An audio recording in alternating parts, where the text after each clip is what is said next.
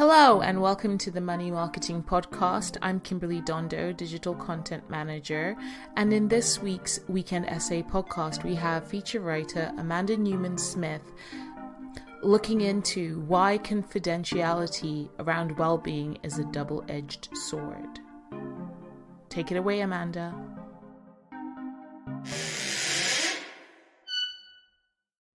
I've been writing a lot about well-being within advice firms recently.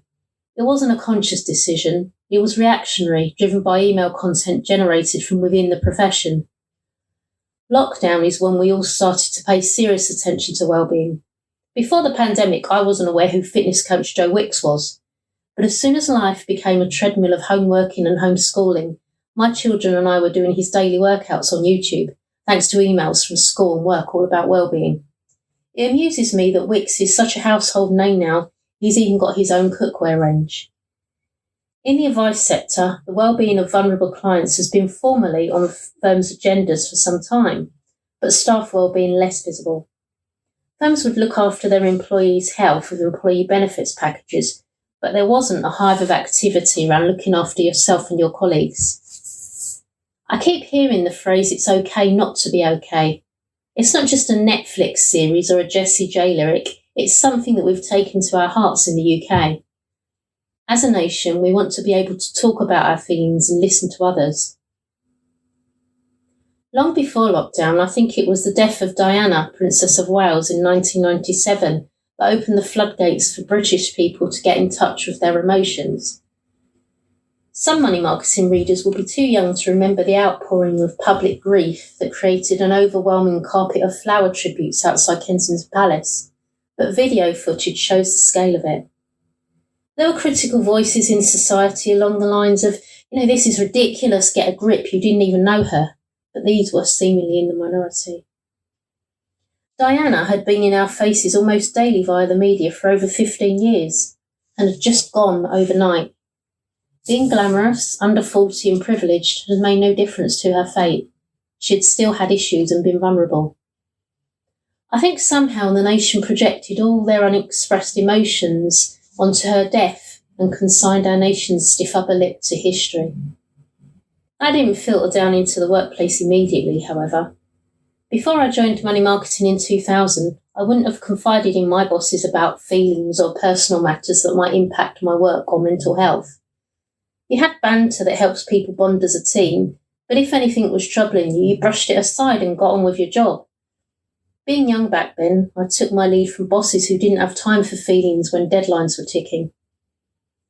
Everyone I've spoken to recently about well-being, from advice firms to business consultants, say workplace culture comes from the top. I've certainly found that to be true. It was only when I joined money marketing that talking about my worries or personal matters to the boss was encouraged.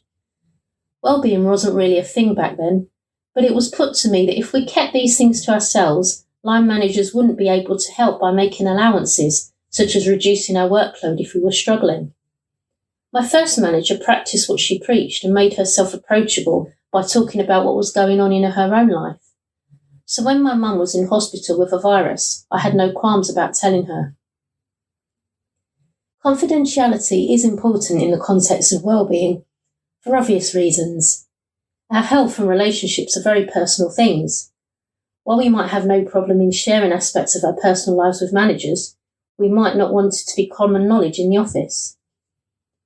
But speaking to HR staff at advice firms, business and employee benefits consultants and wellbeing specialists has made me realise confidentiality can be a double-edged sword. Put simply, if nobody speaks openly about anything they're struggling with, what really changes?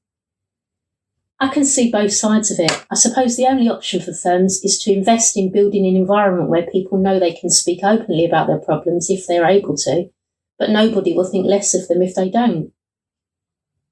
These things will always be tricky, but having specific policies and staff training in relation to wellbeing issues is better than people bumbling their way through, as I did when my dad died. My dad died after a short illness in 2004, and it was my first experience of grief. I was still living at home, and as an only child, it changed my life. Unaware of what you do when something like this happens, I notified work, speaking to the boss's assistant, and took the day off. It was my mum who insisted I went into work the following day. She thought my usual routine was better for me than moping around the house with reminders that my dad wasn't there. She was half right. I did feel better with something to do to take my mind off it, but going in so soon was a mistake. I was early into the office that day, the first in, and hadn't bothered ringing in, so the small number of people who knew about my dad didn't know I was coming in. Then a colleague who didn't know about my dad came in and innocently asked about his health. I explained what had happened and burst into tears. My colleague was mortified at unwittingly putting their foot in it. Better communication could have prevented that happening. Had I called in beforehand, I'd have been asked if I was ready. It would also have helped if my colleagues had known what had happened. But do your colleagues have a right to know something that is confidential to you? That's the key point to me. Employers and colleagues can only give you the support you need if they know what you're going through. It's no good keeping things to yourself and then deciding to leave the firm because of a lack of support.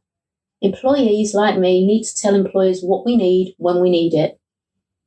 My boss told me I didn't have to be in, but I'd found keeping busy helped take the edge off how I was feeling. I was still managing to do my work and just broke up the days with extended lunch breaks to clear my head.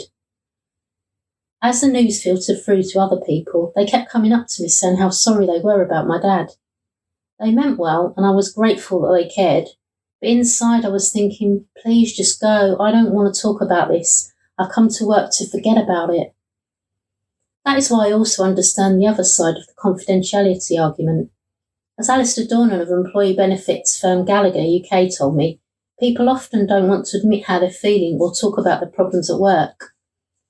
It could be a coping strategy, as in my case, but it could also be that they don't want to highlight something that they think will make them look weak, especially if the economy is in crisis and jobs are being cut. Take the menopause. There's a lot of work going on at Advice Service to ensure women undergoing this transition are supported and know they're supported. Women undergoing the menopause can easily feel overwhelmed as a result of the symptoms they experience, but they may not know their inability to concentrate or feeling that they're just not on top of their game anymore are related to the menopause. That's where communication around it being okay not to be okay comes in. Women tend to expect hot flushes and such like when going through the menopause, but lesser-known symptoms can be flagged up during work seminars or through coffee sessions where you hear about what other people have gone through. Although messages like this need to start at the top, I'd say that we all have a duty to the rest of our team to ensure they know we will support them. The year after my dad died, my then boyfriend broke up with me. We'd been in a long-distance relationship for a while, and my dad's death had delayed the inevitable make-or-break discussion about which one of us would relocate if we were to have a future together. My attention was diverted away from this relationship as my mum and I slowly adjusted to life without dad. So when my ex told me he had met someone who lived near us and wanted to give things a go with her, it seemed to come out of the blue, but it had been on the cards for ages. I tried to rescue the relationship with a rush of plans to make the move from London immediately, but it was too late.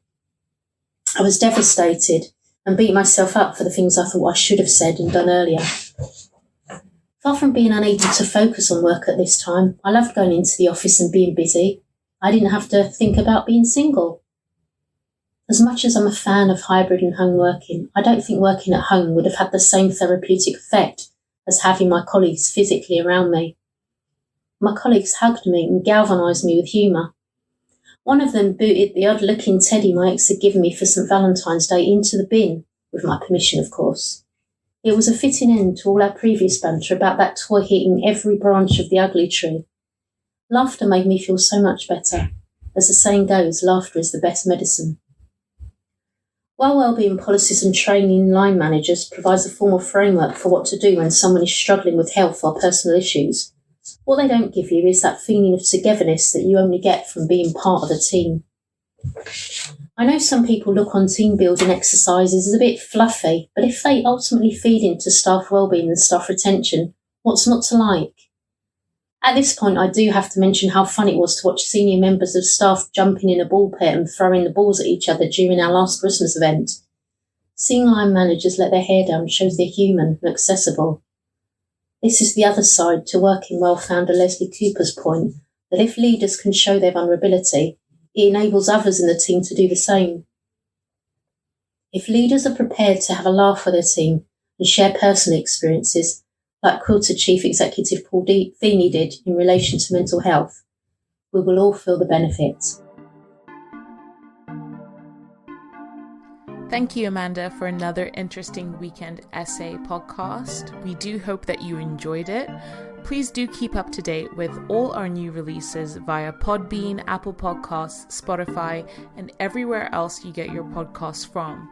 You can also keep up to date with all our new content published on the Money Marketing website, as well as keep in touch with us on Twitter and LinkedIn. See you next time.